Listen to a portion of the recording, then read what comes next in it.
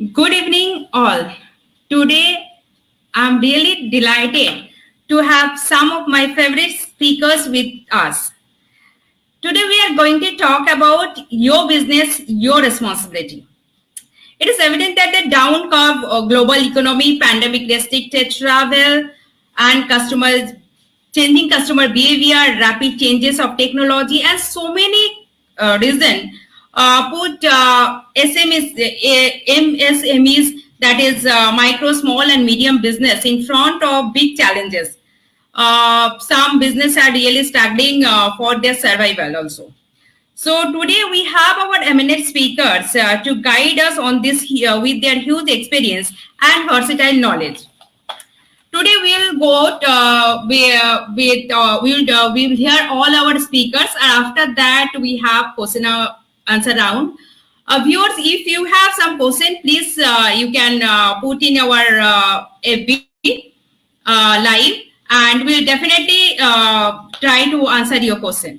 Today, our first eminent speaker is Professor Dr. Anup Sarup, a person who has done a lot for the society and for the people. And he is an ex-IARS. He is more than 40 years of distinguished professional experience in versatile role as futuristic educationist, poet, peace activist, life science scientist, social entrepreneur, and work for former IGNOU Secretary General Ban Ki-moon. He is a person who received multiple recognition for across the globe, including Hiroshima Peace Award and Presidential Award from Republic of India. He is a founder and work as a chairman and vice chancellor for multiple university.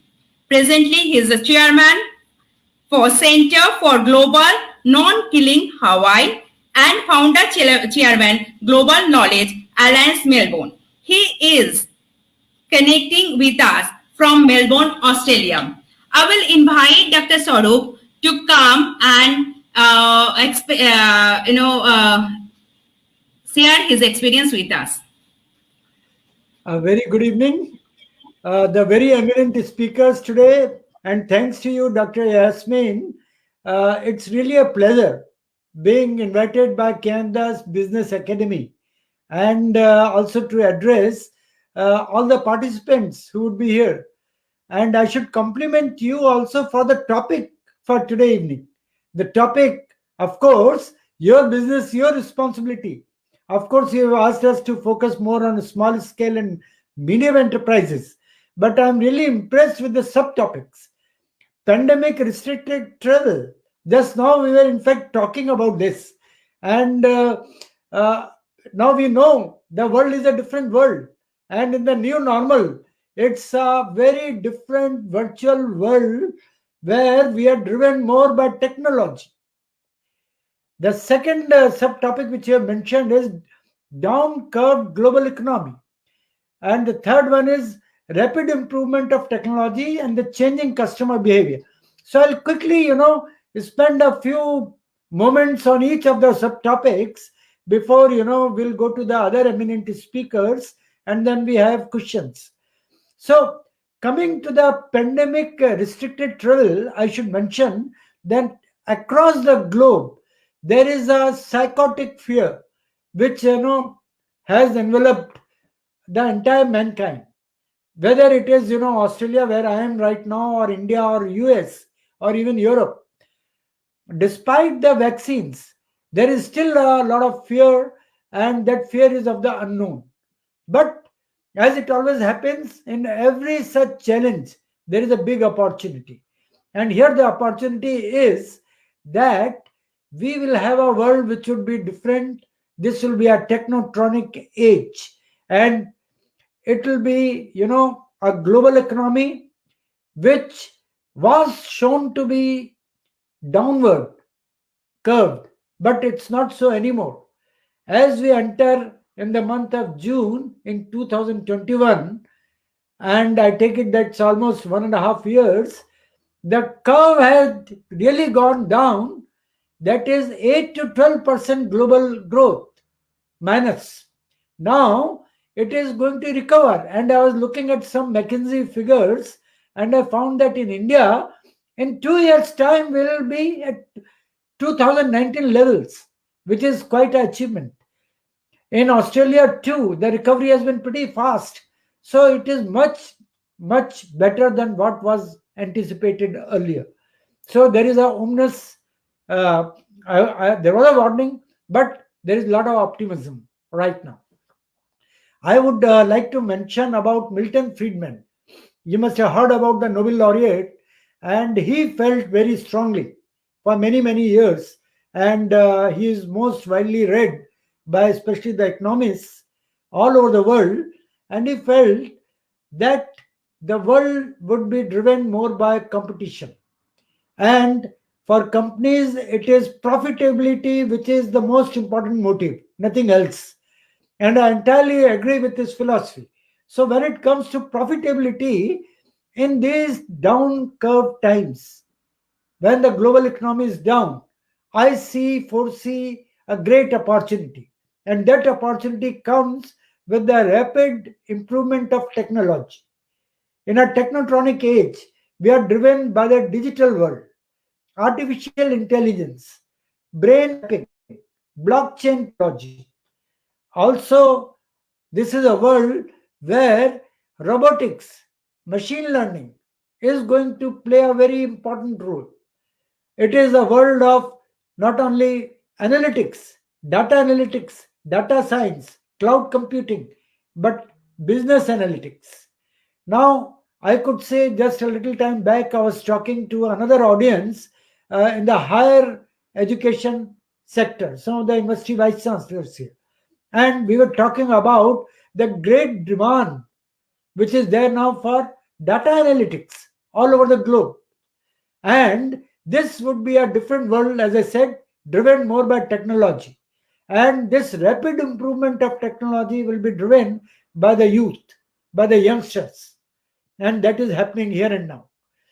Also, as is your topic, there is going to be a changing customer behavior. Now people are more happy doing things online.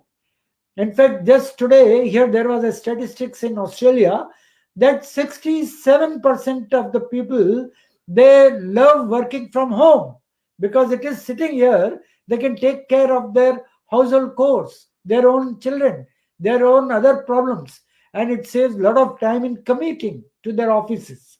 So the world is definitely different. But what are the new technologies which are going to drive us? One, of course, is eco business, eco tourism. Second, of course, is technology and particularly data sciences. Third important thing is about foods and beverages. Fourth is about deliveries. Now, this world is going to be a service world, which is technology driven, where delivery becomes very, very important. And IT solutions will come to our rescue at every point. I should mention about what are the mitigating measures which can reduce the business and financial risk for a small or a medium scale enterprise. Of course, building trust amongst the customers and the confidence is most critical to the success of any venture. Now, this confidence can be built through your own workforce, through improved organizational efficiencies, through decision making, and there can be any number of extraordinary tools.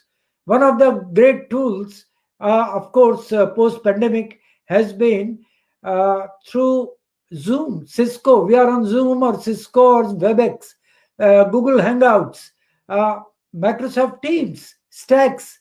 These are, extraordinary tools which are helping us bringing the world closer. In the university's parlance, we call it as a virtual brick and mortar. It's virtually face to face that we are here. In the classrooms, we are having virtual classrooms. Now it is virtual brick and mortar face to face classroom. So the world is going to be very different. It is going to be holograms. It is 5G technology which is going to drive all of us. And those holograms can make things come to your doorstep literally. There has to be very efficient collaboration and communication. There has to be file sharing, which has to be seamless. Then we can encourage person-to-person connectivity, even while working remotely. There are many projects which can be managed online. There are there has to be a resolution, resolving business challenges, and this will ultimately boost all our productivity. So, as of now, there are many cloud-based applications. Uh, there is something known, in fact, I was working with a Singapore quick response code, which is something very interesting, which I found, and where desktop servicing is there. So, this is something which is very unique, which I found. Then the entire world is going to embrace e-commerce because we have to design products or services that offer great value. Now, value chains are becoming important, and we have to convert those leads, cold leads, into hot leads, into customers. We have to build relationships with the stakeholders. We have to serve the community as well. Now, at this point, let me tell you that post pandemic, in the new normal, most important thing is connectivity, because if you have good connectivity, you will drive your business, and that is the key. So there is nothing much more important than the connectivity, the design, which will take you forward. And do not forget that ultimately it is maximization of profits, as Milton Friedman had put it. uh, there has to be manufacturing, which can be in-house or contract. There will be information and communication technology services, which will grow. ICT, as you know, software development and maintenance will be at your fingertips. Digital communication, websites, newsletters, apps will be all encompassing. Customer service like email, telephone, remote support, this will be most in demand. Now, what is so important about data collection for the organization? There has to be a very good calendar management. There has to be shift attendance and holiday rosters, human resource management, compliance and risk management, finance and accounting, and the list goes on. Payroll management, treasury, functions which you have not ever thought of, and R&D will be almost concomitant, concurrent, and engineering sciences will take off like anything. And more than anything else, it's about research, it is about lead generation, it is about business development. I know that I should not be taking more time, but I should tell you that this is a truly globalized world. It is a global village. In India, we call it Vasudev Kutumbakam in the real sense. And it is here that legal and compliance becomes very important, because every country has its own set of rules. And just now, Nafiza, you were mentioning about export, import. Yes, I agree. Free trade agreements are going to be very, very important. I have written a book on free trade agreements, as well as regional economic engagements. Now, not only multilateral or bilateral engagements, whether it is World Trade Organization or it is any grouping, these are going to be very, very important, where knowledge is key. And if you have the knowledge, you can make inroads into various uh, export markets. You can open up and you can do great things. Here, what is important is not only the country specific competitive advantage, but a global competitive advantage, where cheap labor, better technology, efficiencies will drive everybody. So, with these words, thank you so much. Thank you, everybody. I know that the time is short. I hope I have not overshot, but I'll be open to questions after all the eminent speakers. Thank you.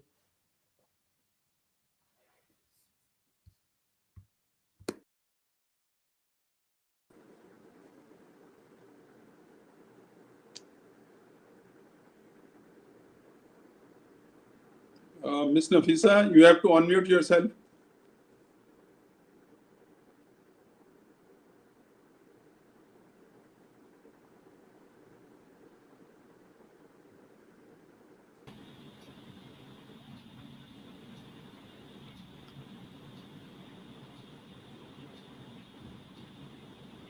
Just a sec.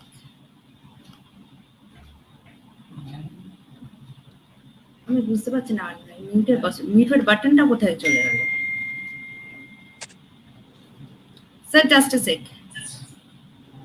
আচ্ছা, thank you, Dr. Sarup, for your all your input. It is really nice and informative. Now I will invite a person who with financial background and 360-degree experience of managing a Maharatna company from top-notch point. He is having experience of managing finance, marketing, operation, project, personnel, material, business planning, risk management, and corporate governance, etc. He worked as a bridge between the industry and government. Yes, we are welcoming none other than our ex-chairman of Steel Authority of India, Mr. Anil Chaudhary. Chaudhary sir, this is really this is really a good moment for us. So having you on our board, and that we talk something really about the government policies which are going on, and not only that, what are the challenges, main challenges this pandemic has actually arise, and how to solve this. This is very important. People are here to know the solution of the problem. So I'm just inviting you to add your experience. Thank you, sir. Thank you very much, Ms. Nafisa. Good evening, everyone. And as we all know, we have a very eminent panel today. We have Dr. Anup Sarup with us, Dr. Sanjuti Goswami, and Mr. Robin Banerjee. And they are definitely the expert in their respective field. And I'm Anil Chaudhary. I superannuated as chairman of Steel Authority of India Limited, and I grew in that organization. I served that organization for 37 years. I started at the junior most level and reached the level of chairman. So I know the problems of the industry very well because I learned over a period of time. And this last pandemic of COVID-19 that broke the back of most of the businesses. Now, when we talk of the large businesses, they are able to come back on their own because they have the financial strength, they have the systems in place, and they are also system driven, and the employees are going to stay with them. They have large number of permanent workers. So they are always able to make a comeback in the business after the pandemic is over. But the real problem which we have been facing is for the micro, medium, and small enterprises. So today's deliberation will be broadly about this, that how this MSME sector has been affected by the last wave of pandemic COVID-19, and also by the second wave or the current wave, which is still going on in many of the cities of the country, how it has affected them, and what are the challenges which are being faced by this sector, and also the reforms which have been taken out by the government from time to time. And last but not the least, the very, very important thing is that what are the solutions available, what is the way forward available before us, and what all things are required to be carried out from outside, that is by the policymakers, by the government, whether it is the central government or the state government, and what all changes are required to be carried out by the small enterprises or medium enterprises themselves while sitting in the organization. We cannot leave everything to the government for doing. It is the enterprise itself which has to come forward and reorganize itself. I don't want to talk about the role which this micro, small, and medium enterprises have been playing in our esteemed country. We all know that today the number of registered MSMEs is close to 6 crore or 60 million, and they are responsible for 30% of the GDP of our country. And also going forward, our target is that they at least contribute towards 50% of the GDP of the country. And really, a lot of emphasis is being given on how that GDP through small enterprises can be increased. They are responsible for around 45 to 46% of the exports which have been happening from this country, and they are providing employment to close to say 120 million or 12 crore of employees, which is just below the farming sector. Today, the government of India wants to grow to a level of $5 trillion economy, and the target which has been set for MSMEs is to go to the level of 50% of GDP. They should contribute at least 50% of the GDP, and they should create 150 million jobs over the next 5 years. So given the fact that the challenge, that the task before the MSMEs is enormous in the time to come, but they have suffered very heavily in the last wave of pandemic. And as we all know, for the 3 months, there was no work. Like they had a lot of problems in the form of lack of working capital. And as we all know that they are having inefficient processes, unskilled workforce, and also they didn't have any access to the market.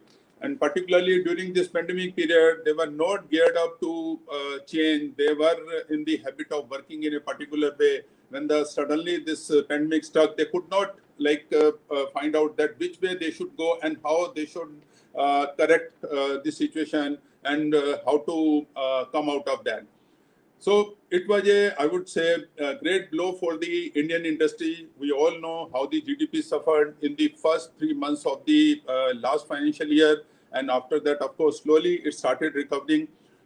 Then the government of India also thought of working out some policy for bringing out the reforms and also to provide some benefit to the small and medium enterprises. I was very closely associated with the government in working out the policies. I won't deliberate about the policies in great depth, otherwise the entire time will get consumed in this, because there are quite a few. If I say that just 2 or 3 major policies which we talk of, like the government agreed that we will provide loans of around 3 lakh crore to this sector by way of this guaranteed scheme. And also the government would come forward and provide the required marketing support to the sector. It was also made mandatory over a period of time that the enterprises, the large enterprises, they have to buy at least 25% of their purchases from this MSME sector.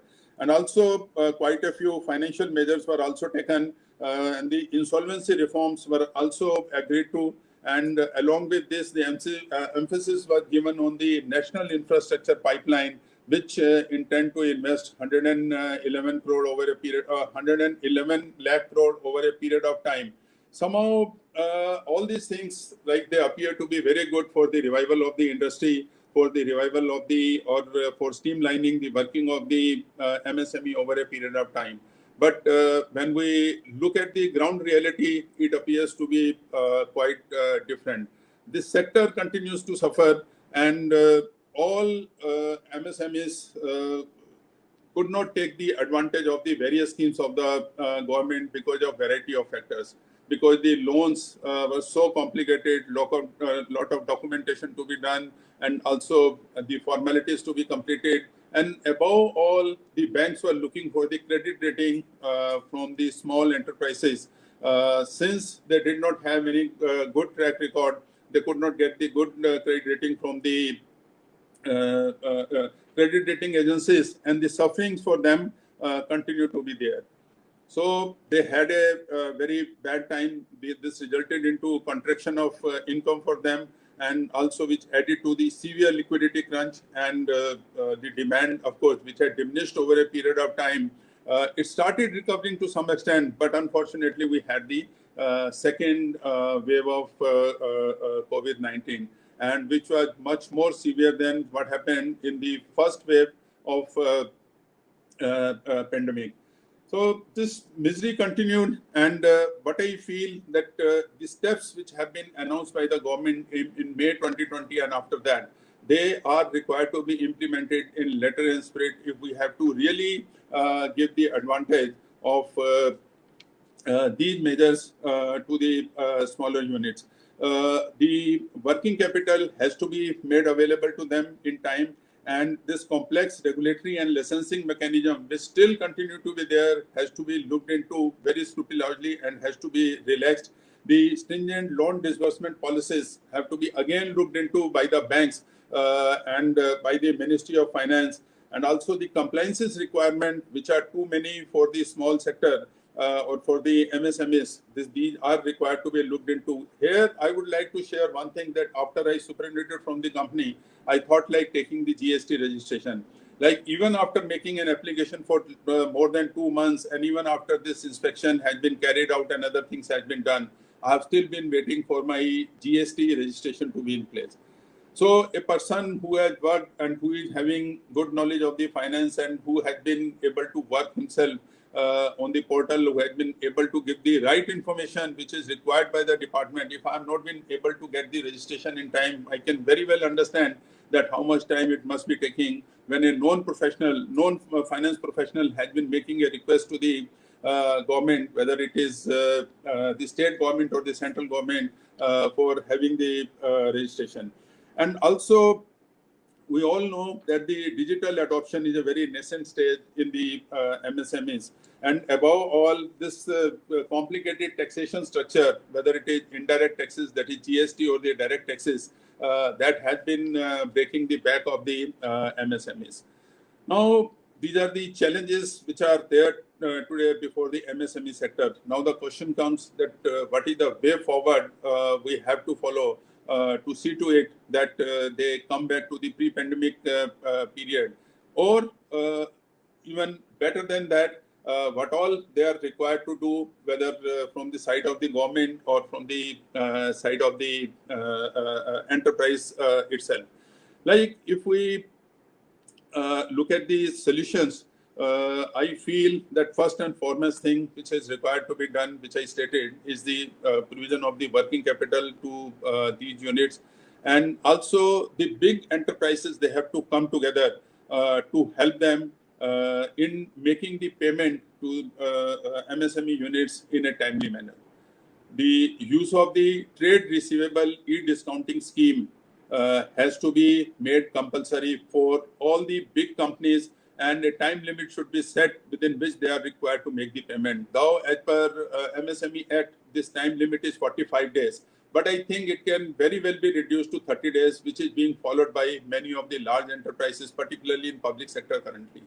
Being a chairman of the company, I made it a point that we have to make the payment to MSMEs not in 45 days, not in 30 days, but within 15 days or as fast as possible, because that is must, that liquidity is must for them, and we should take every step to see to it that they are paid their dues within the given time.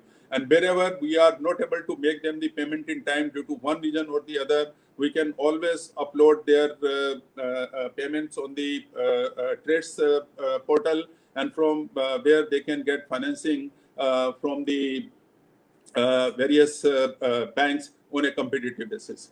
And this lack of access to the markets is the biggest challenge for the MSMEs. For that, of course, the government has launched the government e-marketplace, but somehow that has not been helpful to the small and medium enterprises, because again, being complicated in character and also of a, I would say, a nascent stage of this portal, they have not been able to access it, or they have not been able to get the full advantage from this portal. All these things are definitely required to be looked into, but at the same time, the MSMEs themselves, they have to come out and they have to work on certain things which they were avoiding so far, if they have to really meet the challenge and if they have to really meet the competition of the current time. I have been talking about 4 important things which every company, whether it is in the micro, small, or medium, or even the large sector, they have to look into this. And some of the things have already been narrated by Dr. Swaroop. He has very rightly said that the digitization is going to be the demand of the day.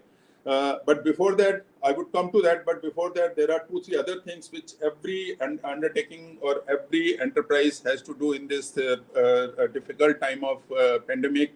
That we have to neutralize the scene. When I say neutralize the scene, one has to go into the in-depth assessment of the existing company assets and its overall financial health, and also the security aspect. each and every aspect of the business is to be looked into, and a decision has to be taken that in the post-pandemic period, what all is required to be pursued or what all is required to be dropped.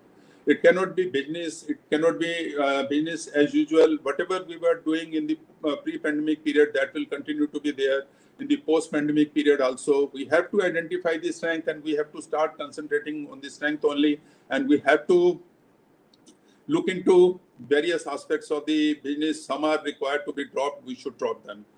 And second, and the most important thing for every business enterprise is that we should realign our goals.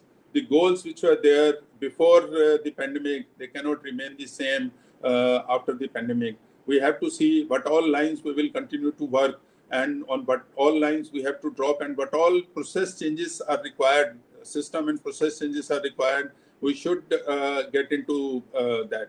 And as Dr. Sarup mentioned, I would also say that this is the high time that the MSMEs be prepared for embracing the digital. Digital is going to be a requirement of the day, whether it is digital marketing, or it is digital communication, or it is your protection of the things, or even getting the work done from some of the workers which are, or some of the employees which are not required in the factory. So we have to make good investment in digital means. Otherwise, the enterprise will remain at the backstage. And believe me, it is worth making. It is worth making, and the results are very, very fast. And also, we find that now we are in the revolution, industrial revolution 4. The things which were earlier considered to be for the large organizations only, they are today as relevant for the small organizations also.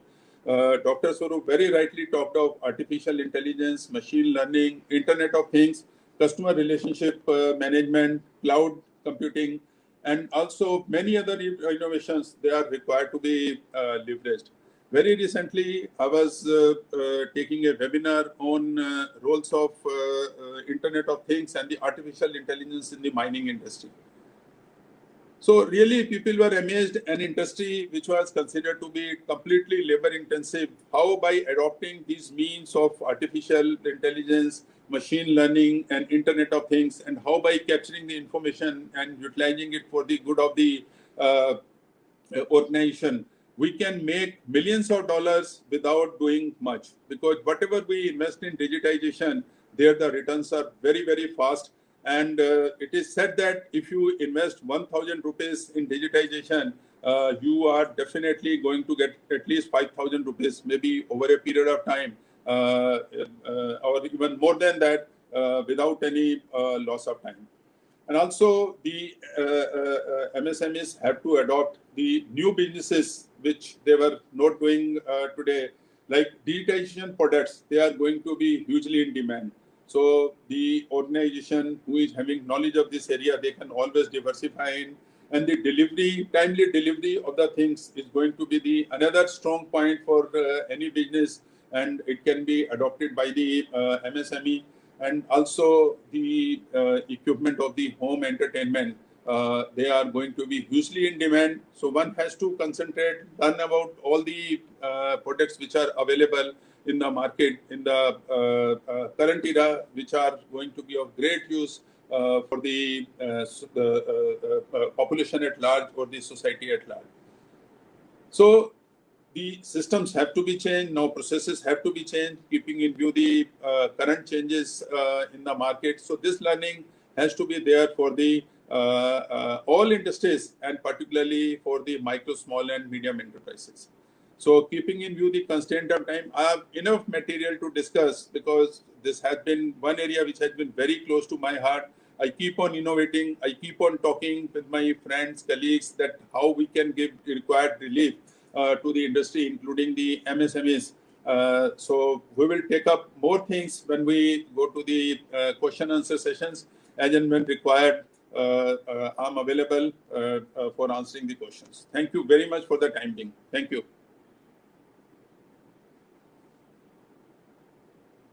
Thank you, sir.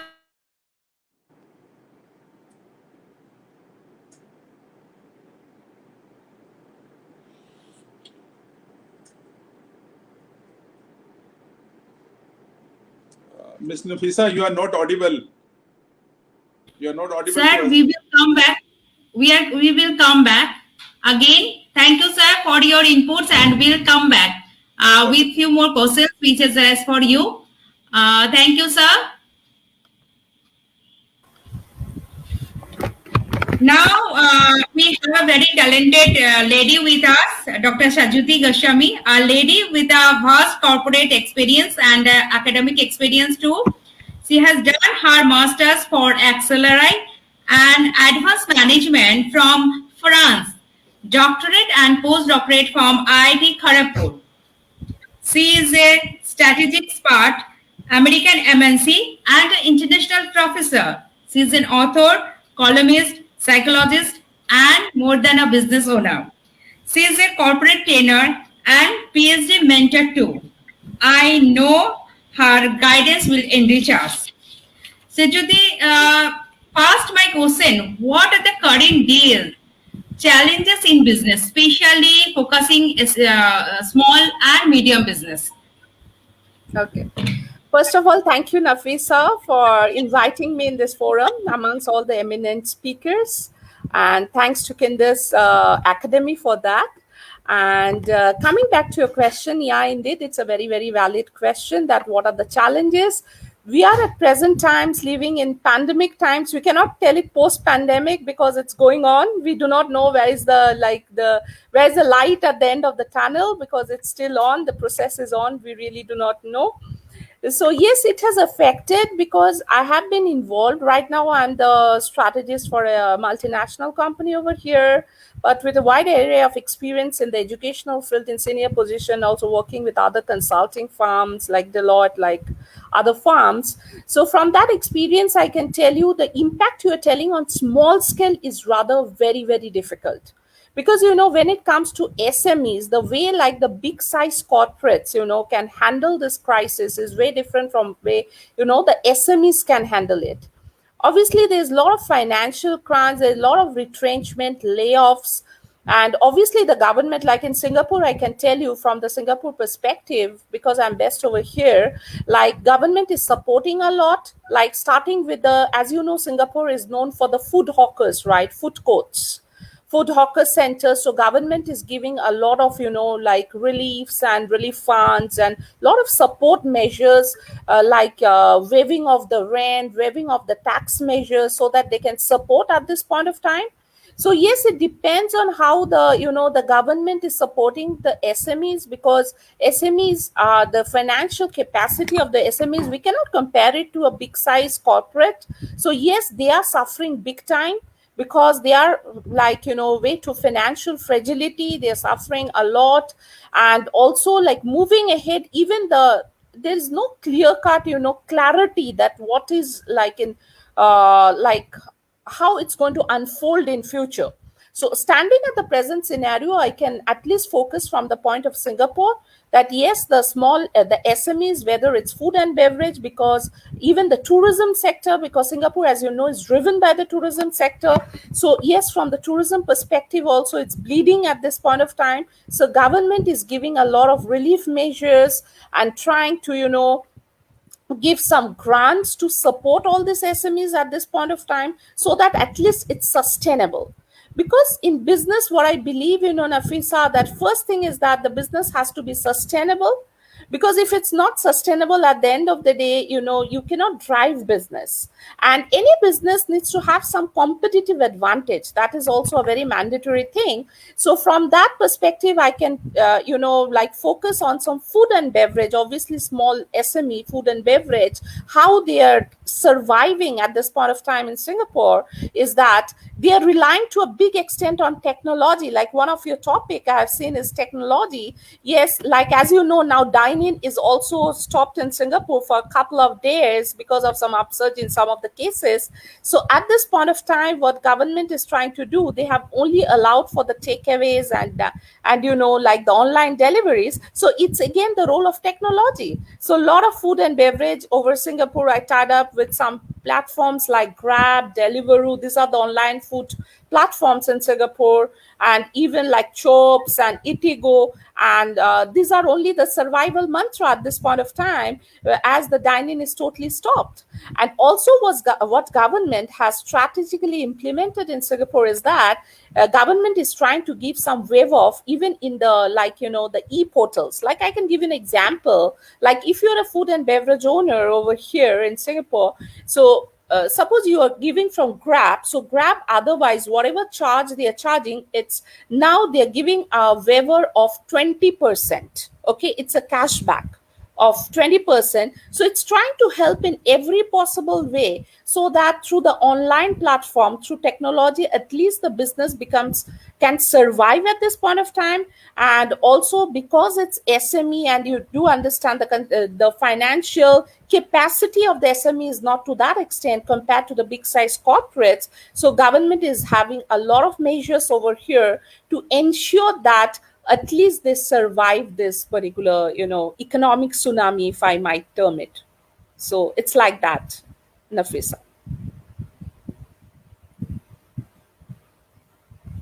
Nafisa, I think so. You have to unmute yourself. You're not audible. You are in hospitality industry. You are having a restaurant, and I think your input is from a business owner input. That is very, very important. So what do you think? What is the this you already said that travel industry is already bleeding, and it is in a very bad shape, and that is across the world. So my question, how to overcome? I mean, after pandemic, someday we expect pandemic has to stop, and some good days will come back again. So what is your plan to bring those business which we have lost in these 2 years? Is it possible? Or if it is yes, then how? Okay, Nafisa, I think so. This is also a very, very valid question. There are some sectors in the pandemic, like, which are really bleeding, and one of which is definitely hospitality, tourism. Definitely the sectors are bleeding. But again, on the other part, there are some sectors like pharmaceuticals, e-commerce, they're minting money. So there are two sides of the coin. But coming back to your question, like, what about the sectors which are really not doing so well? Like over here, I'd like to give some examples which will further help to illustrate like the way it's happening. For example, if I give you the example from the Singapore perspective, all the hospitality, even the big size hotels, the mid-sized, even the small size hotels, they're relying to great extent on staycations. These are some innovative measures. As we can always know, because I'm a person from strategy also, like, change is the only factor which is constant in today's world. And innovation can actually act as an enabler where technology plays a very important role. So having said so, yes, like most of the hotels over here, like, are relying great extent on staycation, and also like on food delivery, and also on SHN. So these are some of the measures they're doing. But moving forward, like, yes, it will take a long toll on this industry. It's not so easy. But I have seen some of my friends in SME associated with this sector. Actually, at this point of time, they're focusing on other business parallelly, because at the end of the day, as I told, survival is the mandatory thing. So first is survival, and then obviously the other things matter. So they are trying to diversify their portfolio, and also like involve right at this point of time, they're involved into some other business, so that because tourism is totally down for the last 2 years over here. So yes, moving forward, yes, there is a ray of hope, but it's going to take some time. But for the time being, we have to take, like help of some innovative measures, as I told you, like staycations for the hospitality sector, delivery, online deliveries, and even for the tourism sector, they are now doing for the, for the localites, they are doing otherwise, which they do generally for the tourists, they're doing for the localites. They're trying to work on the pricing strategy so that they can attract. And since Singapore is also known for ports, so yes, there are some, like cruise trips happening over here, which the tourism sector people are trying to link up and trying to rent certain business model, so that at the end of the day, at least they can survive this troubled time. But yes, it is having a toll on these sectors. And also one more thing, apart from this travel, tourism, hospitality, since I'm also into educational sector, I was a dean director of foreign universities in the past also. So yes, from that, I would like to highlight how it has impacted the educational sector too. Though you have not asked me that part, I would like to add to it. Educational sector also, like, it's a big time, like rightly said by Dr. Sarup in the beginning, it has changed from the brick and mortar, because initially it was all face to face, and now it has fully changed to the Zoom classes. So now, like, Zoom has become a household name. So yes, it's most of the, but a good part of technology again, which is again a very like prominent part of your session today, how technology plays its role. Yes, technology, I should say, rather is a savior over here, because if technology was not there, then, like, all the things would have been very much, like, affected. So yes, like Zoom classes, I can tell my students, they are in various parts of Southeast Asia. Some are in Indonesia, some are in Thailand, some are in like other parts. But some, even we have a great chunk of students coming from China too. But since now flights are all stopped, but all the sessions are going on uninterrupted, thanks to technology for that. But yes, everything has got its pros and cons. So even in technology, like Zoom, there are sometimes people, like, I can share with you an experience of one of my students from Sri Lanka, where the connectivity is not that great. So obviously they face problem because of Zoom classes, because if the connectivity is not that great. But having said so, it's not that all the semesters are going on as per the time, all the assignments are going on as per the time, and everything is, depending on technology. So yes, educational sector also is affected to a great extent, because, international students, now the visas are also not being given to the students. Many a times there is delayed visa. So yes, it's getting affected, but at the same time, it's surviving, and it's surviving hugely because of technology. And Singapore, one thing I would like to add over here, like, Singapore is little bit prepared, because few years back, it also got affected by SARS. I don't know whether you are aware of it. So actually, Singapore is well acquainted with this particular type of, things, and what can be the disaster management. So till now, it's handling well. But yes, the stringent measures are at place, which are again affecting the SMEs. Like we heard, like few days back, like the dining will start in a couple of days, but now because of some clusters, again, maybe the government can withhold it for a few more days. So there are pros and cons to it. But obviously, first, the safety is must. Health is the priority at this point of time. So kudo, I have real respect for the Singapore government, because it's really, really handling it well, with its immense expertise in that field. And yes, all the sectors are adapting their innovative measures depending on technology, so that it has a sustainable advantage to it. Thanks, Dr. Shejuti, for your valuable input. We will come back to you with some more questions. Now, I would like to invite Mr. Ravin Banerjee from Mumbai. And Mr. Banerjee is our next speaker.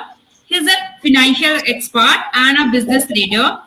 He is recipient of several business awards, including the Rotary International Award for Ethical Businessman of the Year 2018-19. He played active role in CII and member of many government bodies, including Indian Institute of Corporate Affairs and SME Chambers.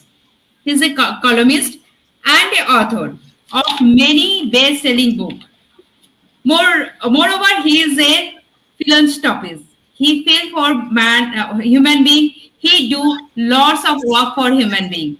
After serving so many national and international organizations, presently he is the managing director of a manufacturing company in Mumbai. Mr. Banerjee, I would invite you on our stage and please highlight the topic we are discussing. So after that, we'll come with our questions. Thank you. Thank you, Nafisa. There is an advantage of being the last speaker, whatever needed to be said has already been stated. So I will try to handle this talk a little differently. We have noted international speakers. We have heard from Australia, we have heard from India, and we have heard from Singapore. I would like to focus on my Indian viewers for the time being, especially the small and medium sectors, as to what is it that they can look forward to. The whole world has collapsed. That's the good news. The good news is that whoever is saying, I'm not doing well, please try to understand there are hundreds and thousands and millions who are also not doing well. The world has collapsed. However, because the world has collapsed in a way that almost the whole world has become equal. And in that so-called equality, we had to figure out how is it that me and my business, we and our business can move forward. I would like to focus more on my Indian SMEs. And let me tell you that there are some good news. The good news is you would have all known that the stock market is booming. The stock market is booming at a time when people are dying. Now, we can't say that people in the stock market are all foolish people. So there must be something they're seeing that many of us are not seeing.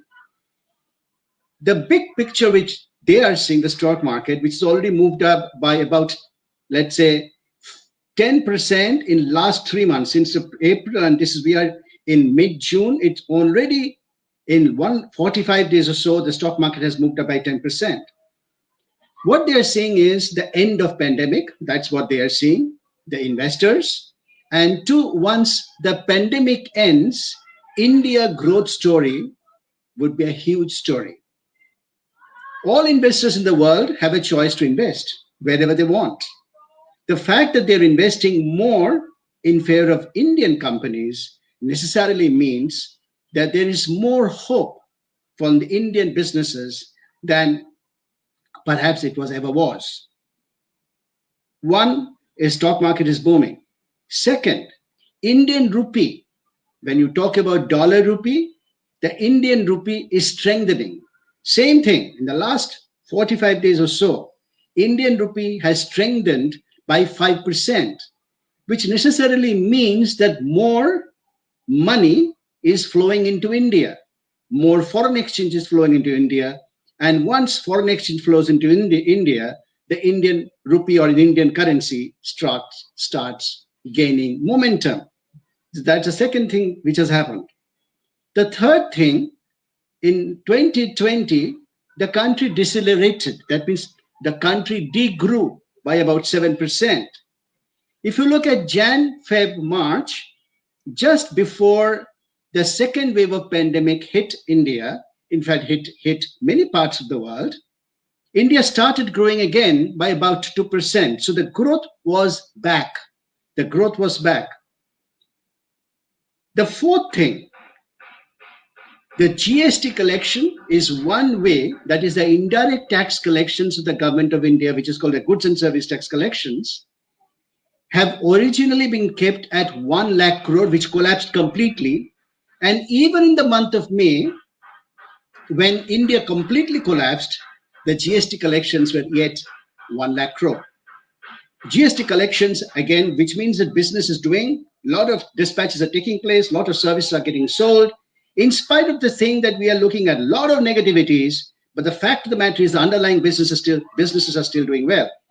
And to top it up, the income tax collections, the corporate tax collections, in the month of April, May, June, although June hasn't finished, based on the advance tax paid, is already 50% higher than the corresponding period of last year, which means people are making profits. What I wanted to tell you, ladies and gentlemen, all those MSMEs and all those who are perhaps viewing this video ever, that it looks sitting in the middle of June, that the world is collapsing, India perhaps will be in a disastrous situation, a lot of businesses are in trouble, but ladies and gentlemen, I must tell you that in reality, actually, there are huge opportunities which a lot of people are seeing, and most of us have to reinvent ourselves to move ourselves forward. There are lots of good news. There is momentum which is coming back again. And it seems to some extent, once the vaccination would be perhaps been done with 60% of our population, which probably will be done another 3 to 4 months' time, although government of India is saying by December, every one of us will be vaccinated, which looks to be a little optimistic. But the chances are that if 60% of us are all vaccinated, some sort of herd immunity would obviously come within us. So you can expect by November, December, things will be much, much more normal. And hopefully by January 2022, we would also be able to travel and other businesses will start emanating. So the first part, what I want to tell you is that it's not all dark news. There is a lot of good traction taking place, whether you look at the stock market, whether you look at the Indian rupee value, whether you look at the GST direct, indirect tax collections or direct tax collections, things looks good. Now, what is it that we need to do? It's a long story. I'm not going to tell you what one we need to do. The one thing which I believe we need to do, let's looking at the government for help. Believe me, ladies and gentlemen, government doesn't do our business. It is we who have to do our business. In order to do business, you need money, finance. And many a times one hears the government needs to give money. The government doesn't give money. Government can help infrastructure, government can give some social measures, government can give food to some poor people. But what about you and me? Where does finance and money come from? Ladies and gentlemen, there are only two sources of money. There are only two sources. There is no third source.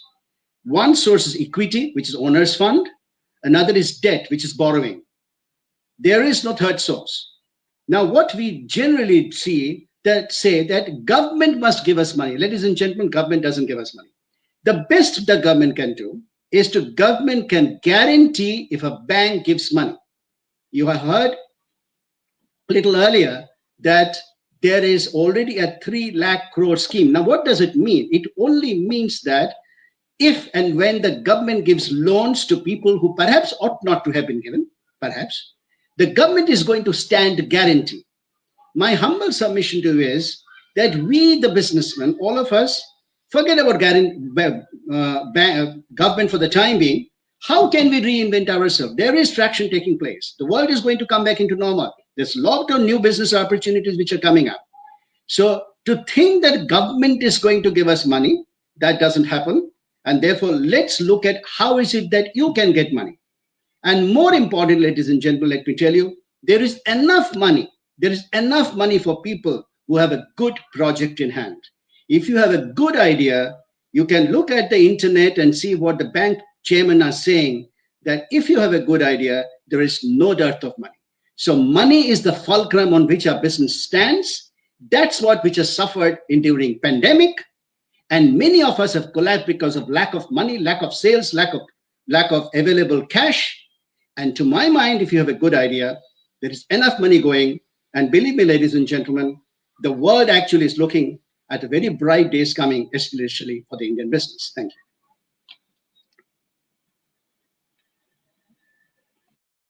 Thank you, Mr. Banerjee, for your inputs. We will come back to you with some more questions. Mr. Chaudhary, Mr. Anil Chaudhary.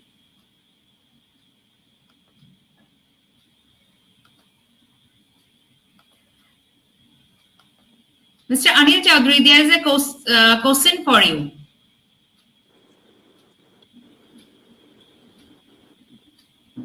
Shall I read it down? Yeah, I'm reading it. Mm-hmm.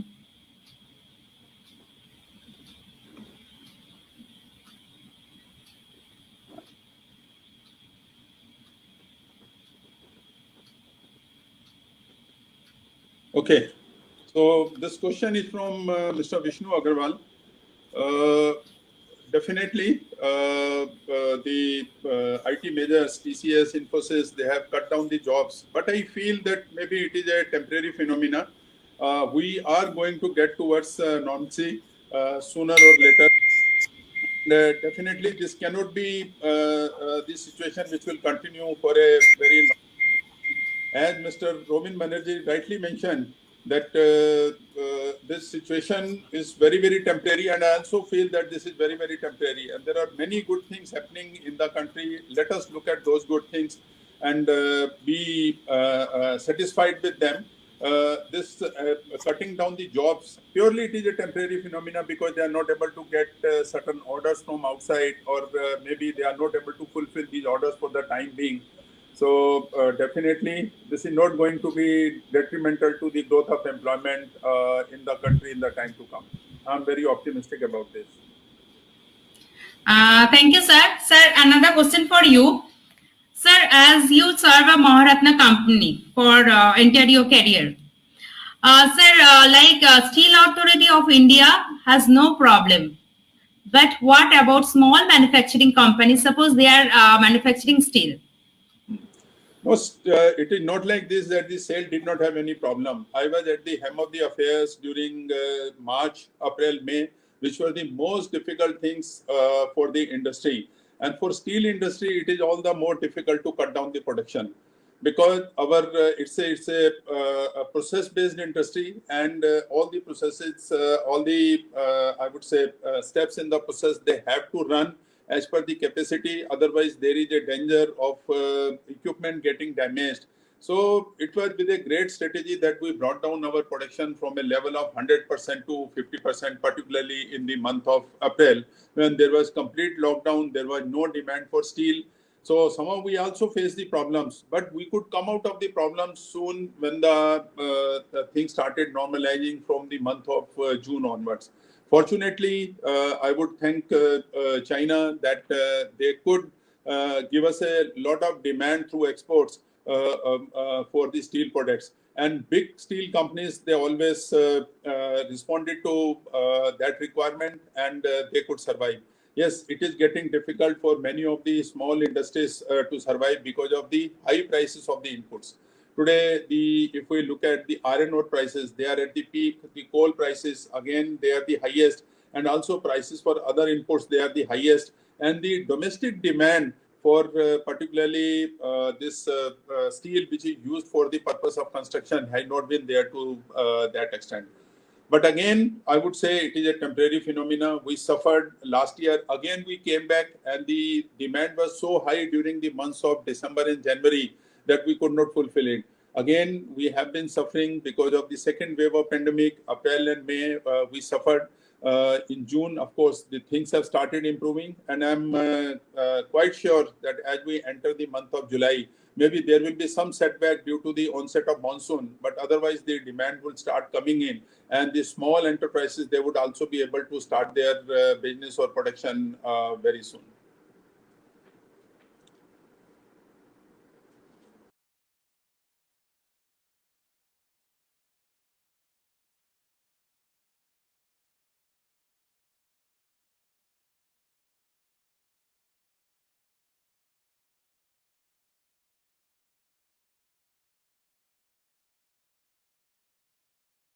Dr. Anup Sarup, can you hear?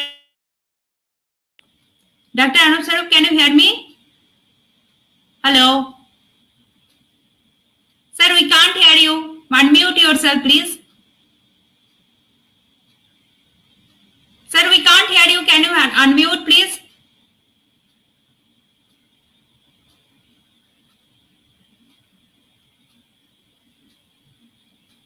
Dr. Sarup? Yes, please. Sorry, there is maybe some technical issues. Dr. Sarup, there is a question for you. Yes. Sir, you are from academic, so I thought this is the best to ask you. Sir, as you mentioned about the Zoom and other platform, and students are learning over this platform, and teachers are taking classes, and this online exams are happening. Everything is fine. But what about technical education, especially who are into medical? They need a practical exposure. That is very important. And obviously, engineer, you can't teach engineering by books and other technology at the same time. It's almost 1.5 years. The student who took admission in the year last year, they already given their first semester or second semester also without having any practical classes. So what kind of doctor we are going to get, that is one thing, and the same time, technology also, that is another thing. So how to compensate that? That is a very big issue. I know this is nothing with the business, but these people again come to our business only, because doctor will join with the hospitals, and obviously take all the techies will go to the some companies and business. So what for Yes. those people who are passing these times? Yeah, Nafisa ji, you have made a very pertinent point, and that is a question which is being asked everywhere. In fact, just last year, I was giving a keynote to the universities of Asia Pacific, AUAP, and in that keynote, that was the main worry. But things are changing very fast. I should tell you that at Global Knowledge Alliance, we are in touch with a German company, and what they have done, and I've seen it myself at the, for example, at Mercedes factory in Germany. What they're doing is that it's a hologram of the entire manufacturing line. So that hologram for students of mechanical engineering or mechatronics, that is a great help. They can do things without going to actually the plant, the car manufacturing plant in Germany. So all that is possible because of the holographic technology which has taken over. So as I mentioned earlier, this is a technotronic age, and technology will make a whole lot of difference. I entirely agree that still we do need lab, especially for medical students. We need cadaver, and now see what is happening is that for medical students too, at least I've seen it in Australia, which is happening, that they have to get tested. They have to ensure that they are, removed from the society as such, and they carry on with the learning.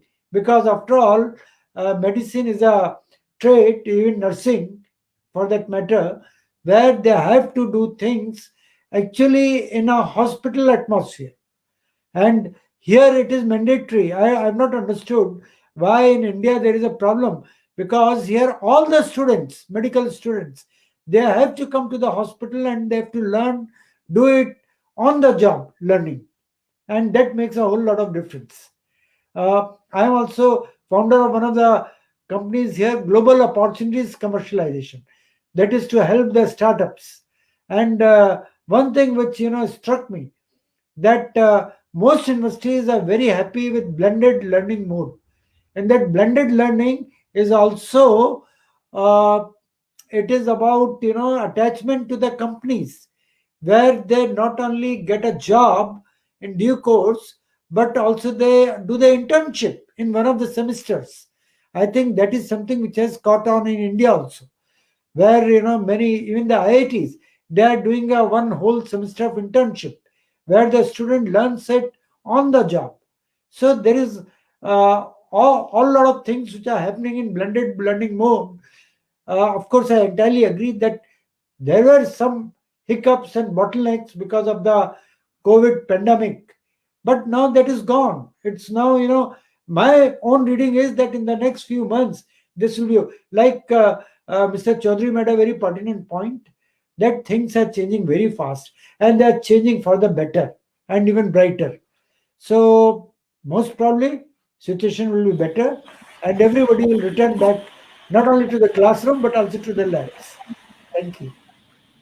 Thank you, sir. Thank you,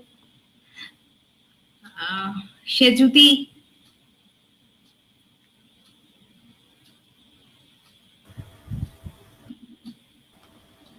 Yeah. Dr. Goswami, there is a question for you. Okay. And what's your take on consumer buying behavior post-pandemic? Okay. So yes, like consumer buying behavior has changed a lot in the post pandemic. The thing is that it's obviously it's a digitalized world, but now consumers, like, there is an increased digital adaptation from the consumer point of view.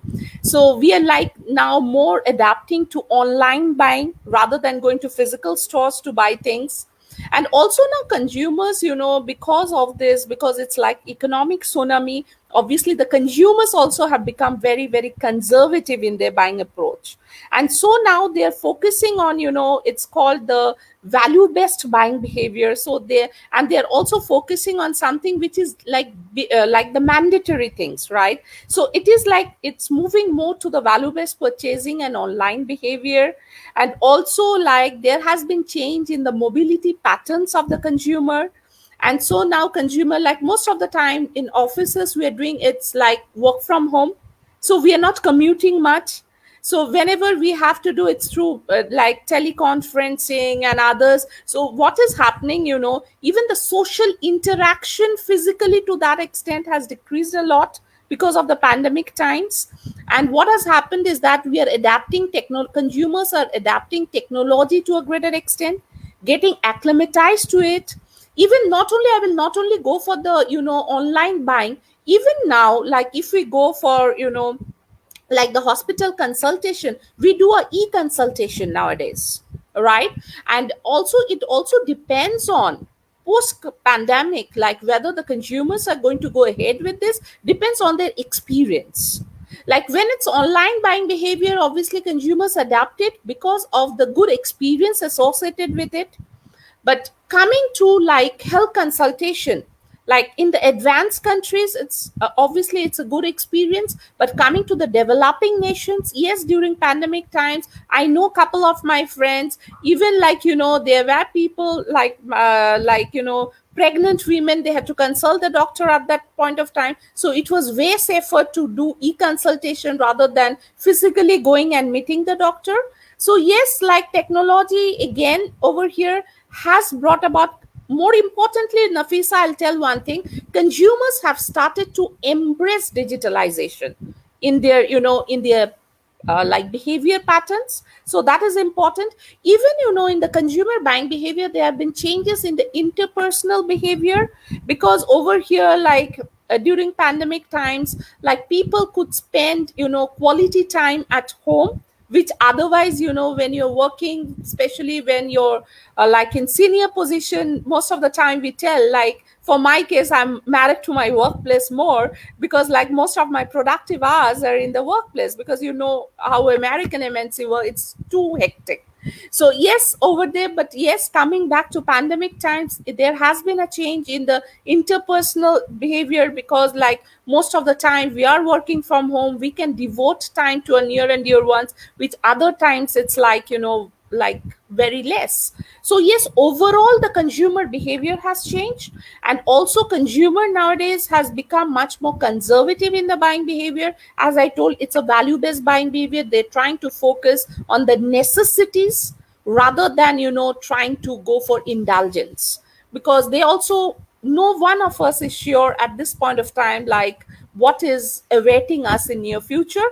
But we are very hopeful that yes, like all the eminent speakers have already, I was hearing to all of the eminent speakers, and I do agree with them.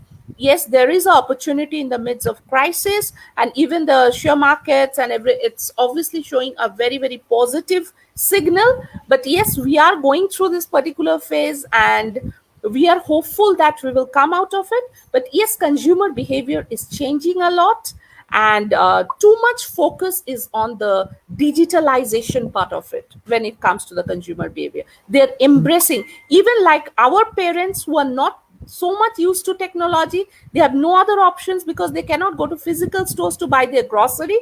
So even in India, they have to order from Big Basket or Grofers, or so even they are getting, that's good. Even that generation is getting used to technology, because they have no other way but to embrace technology at this point of time.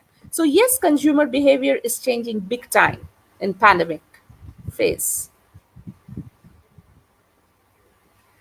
Nafisa, I think so you have to unmute. You are not audible. Thanks, Ajute. Thanks for your inputs. I have question for Mr. Banerjee. I will come to you. Mr. Banerjee, as you are from a manufacturing background company, but I will ask you a question which is related to retail industry. big retail industries are coming in past last 1 decade, we can say. And they are selling all those products which we used to get in our local shop. And we are now moving to this big shops only, all the supermarket, hypermarket and all this. This is one thing. And the same scenario for the people are simultaneously from the local market to the online product. So how to survive? What advice for to the retail people? They are struggling a lot. We must understand one thing, that the world will not stand just because I am in a particular business. Let us say 30 years back, I was in the business of manufacturing typewriters. Now, typewriters moved on and computers came, desktops came, desktops moved on, now laptops came. Now, if I continue to say that, now what will happen to my typewriter business? No one will listen to me. So world will keep moving on. The consumer is the king. The consumer has the choice to buy his or her product from a corner shop, which is called a mom and pop shop, or from a large retail format. Let's say they walk into IKEA, for instance, or they have a choice to buy it from the internet. I go to Big Basket, for instance, or Amazon.com or Amazon.in. What has happened? Because now the consumer has multiple choices, a consumer who was buying one particular product, now she perhaps buys 3 or 5 products. Because of the different choices which she has, her purchasing has also increased. How many books, when you went to a bookshop, were you buying? You were looking at a bookshop and you were looking for a particular book. That book was not available. And then you walked out, oh, kitab nahi hai. But today you go to Amazon, you search for a book and you find there are another 2-3 books which you wanted to buy. Originally you wouldn't have bought, but now you bought 4 books or 3 books. So one book purchase has now got converted to 3 or 4 books. Now, do I continue to complain, say, I'm a bookshop owner, now nobody wants to come to me? This is precisely what happened. This is how Amazon actually was a bookshop. And today, just see what they have done. So the bottom line is, each one of us have to reinvent ourselves as to what does the consumers want. And any movement towards enhancing the consumer behavior and consumer choice is ultimately beneficial to the society. And then if I own a mom and pop shop, I will have to change my mom and pop shop to become perhaps a shop which now caters to an internet. Maybe I will then tie up the geo.com. This is exactly what is happening. Bigbasket.com. So people, small shops are now tying up with internet versions of businesses. And in fact, they are doing now more business. People are coming in, walking in, plus there is internet business, and it's a win-win situation. My humble submission to all of you is that please look at what consumers want, reinvent your business strategy, because nothing will stop. Time and tide waits for no one. Thank you, sir. Now I will come to our to all the speakers, and I ask all of them for their closing speech. I will come as we started. Dr. Sarup will come first.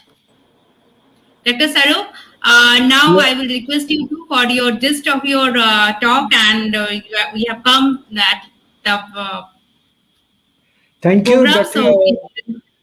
Dr. Nafisa. In closing, I would like to say that every challenge is also an opportunity. And more so during the pandemic, we have seen, especially I've seen that in the Western world, they are making the best use. And as Dr. Banerjee was just mentioning, Amazon, from a bookstore, it has become omnipotent. Now they sell virtually everything. and they are on the top. Now, this is a world which is going to revolutionize and change, and we are at the cusp of a very different world.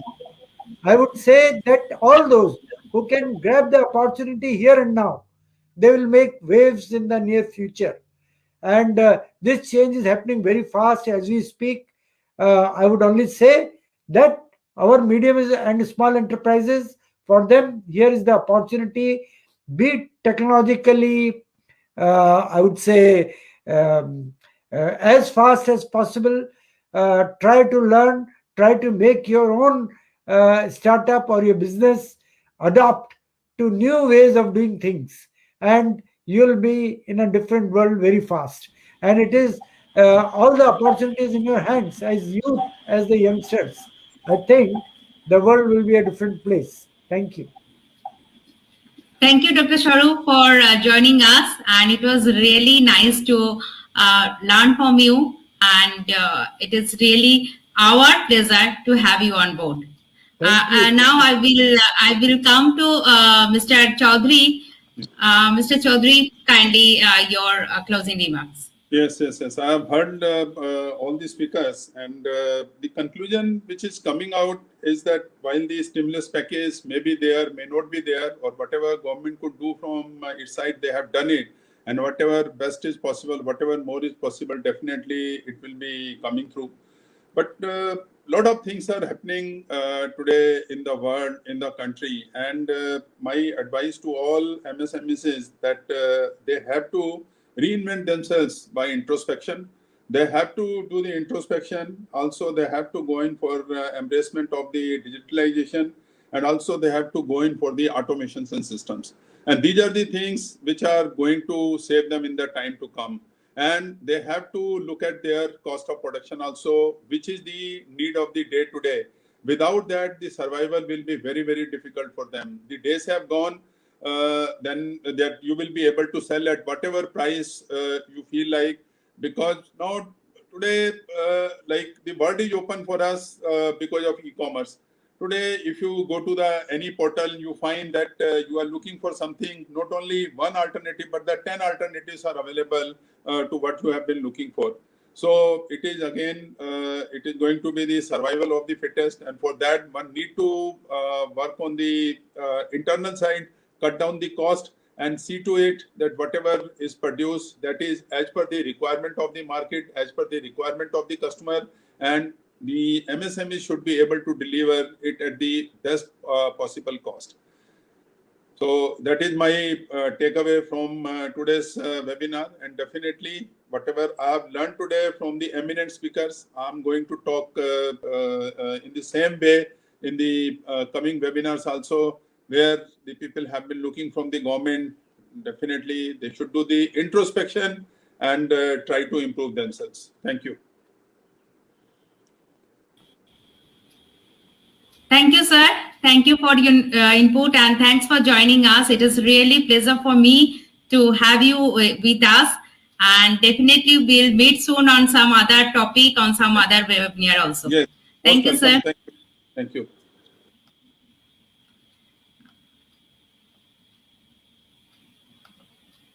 Mr. Banerjee, and lastly, I have come to you. So, what your conclusion for this talk? My conclusion is all those who belong to India and are doing business in India for the time being, India, believe me, is the fastest growing economy. Yes, it has decelerated. It was one of the fastest in the last several years, and it will again become. And it may actually become faster than what we are thinking. And that's exactly why the stock market is booming. Everyone wants to take a pie of the Indian business. Number two, there is enough business for everyone. There's enough opportunity for everyone. You just have to look out for that opportunity and don't get stuck with what you are doing today. The pandemic is a tectonic change. Where there was a mountain, now there is a sea or there is water, and vice versa. It's a tectonic change. And the consumer behavior has changed, to my mind, significantly. Will the hotel industry be the same? Will the travel industry be the same? Answer is no. Will the with the hiring of workplace, companies who are renting out offices, will that remain the same? Answer is no. Similarly, there is other way. Will the digital business the same? No. The education business will now be a global business. Sitting in Malda, Nafisa, you are conducting a global Facebook webinar. Now just imagine you are 350 kilometers away from Kolkata, which happens to be an airport town. And we can't even realize that where you are sitting. That's technology. It has changed. It has changed the education business. It has changed forever. So there are huge changes which has happened from one business to another. Rather than complaining and saying, government needs to help me, government needs to do something, and I am stuck, that's not going to happen. Reinvent yourself. There is enough business. There is enough money also from the banking system. If you have a good business idea, there's enough money to be had. And more opportunities for the SME sectors. Governments, all the governments in the world, including India, Indian government, they're really, really helping. They're forcing and pushing and prodding the SMEs. What you need to do, of course, you have to get the right funding, which to my mind is feasible still, and get the right resources, which is human beings. Most SME entrepreneurs think, I know everything and I will do it all. You cannot be an HR manager and a purchase manager, a sales manager, and a marketing manager. You can't be everything together. Therefore, take help from some specialist whenever required. Look 360 degrees. Think of the customer and just think that you may have to reinvent yourself continuously and constantly. There is enough room and space for almost every one of us on this planet. Thank you, sir. Thanks for joining us for your so motivational talk. I'm really glad, and as you know, businesswoman, I am also motivated a lot. Thanks, and definitely we will meet in some other webinar very soon. Now I have Dr. Goswami, and Dr. Goswami, we was talking about the end remarks. So kindly have your end remarks, and then we will close our show. Thank you, Nafisa. So it was really a very enriching session. As I could hear all the eminent speakers, their different perspectives. So I'd like to also put forth my perspective, like there's always a light at the end of the tunnel. And obviously there are opportunities in the midst of crisis. It's actually the way we perceive a particular situation. Everything is perception at the end of the day.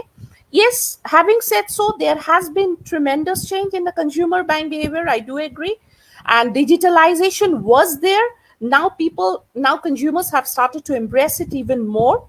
It's a customer-centric world, and rightly said, whether it's a SME, whether it's a mid-size, whether it's a big-size corporate, at the end of the day, customers are the last thing. It's a bias market. We don't have choice. So we have to understand the psyche of our consumers, understand their need, do the need analysis, and try to have a strategic solution to the problem, and continuously evolve our strategies, constantly move, adapt change management strategies, and try to make the business a very viable model. So that is very important. And time to time, trying to understand, trying to even be a good listener and trying to figure out, like the success story of Jeff Bezos, like one of his game changer was that previously the focus was on competitor, and then he focused totally on the consumer. And if we consider today, the top of the mind recall, if we talk of 5 companies wherein, it's a customer centric company, Amazon is obviously amongst the 5 companies.